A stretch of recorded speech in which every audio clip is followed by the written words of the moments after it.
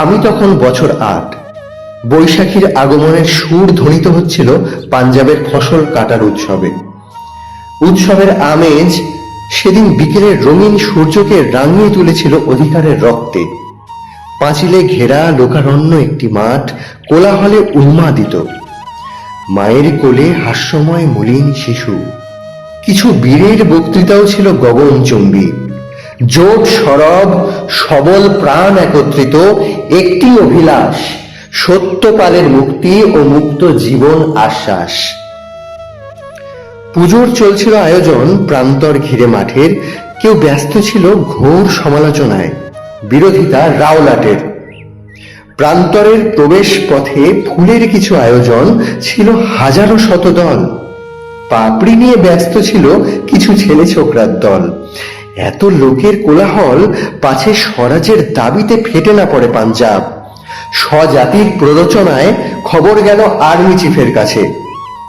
শীঘ্রই কারফিউ, অবরোধ চারিদিকে, রুদ্ধ হলো পদক্ষেপ।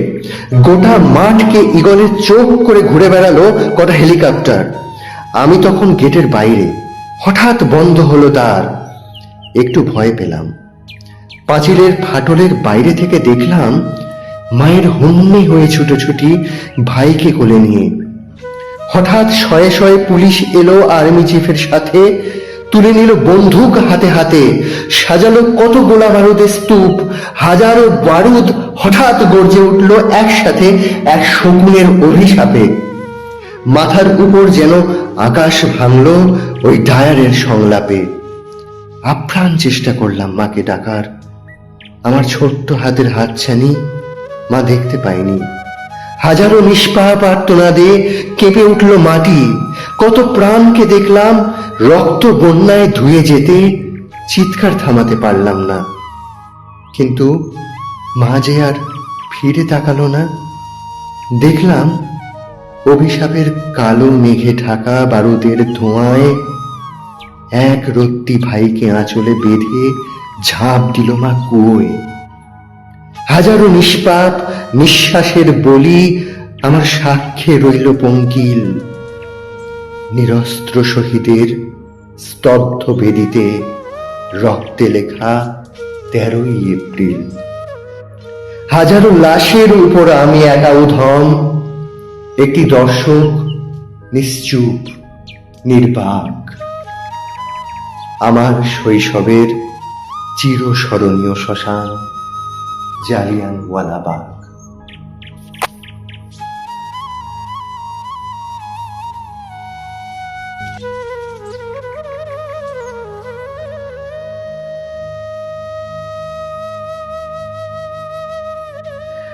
দেখতে দেখতে 20টা বছর কেটে গেল। ক্লান্ত আমি, প্লাবন আমার শান্ত।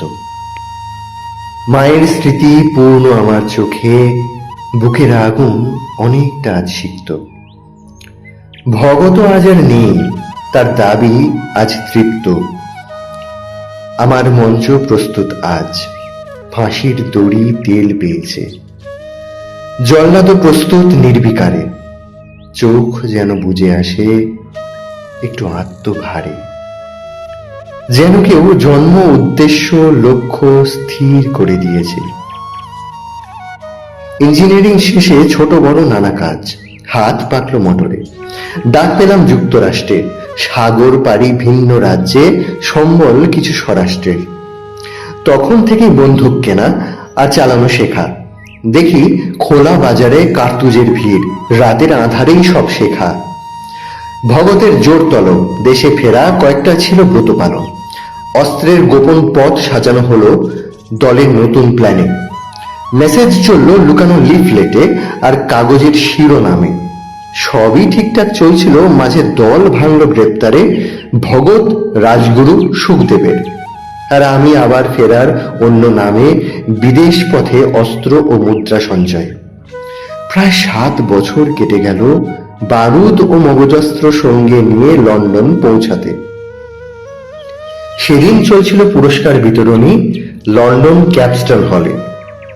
স্বর্ণপদক পেতে উঠলেন মাইকেল ও ডায়ার। ঘড়িতে তখন প্রায় 3টে বেজে। আমি তখন সামনের সারিতে উপস্থিত, শ্বেত ভদ্র ব্রিটিশ সেজে। পদক পেলেন, রাশি রাশি করতালি, আর আমার 9mm এর গর্জন। 3টে বুলেটে বিদ্ধ করলাম ডায়ারের পাঁজর, একটি আমার, একটি মায়ের, আর একটি ভাইয়ের।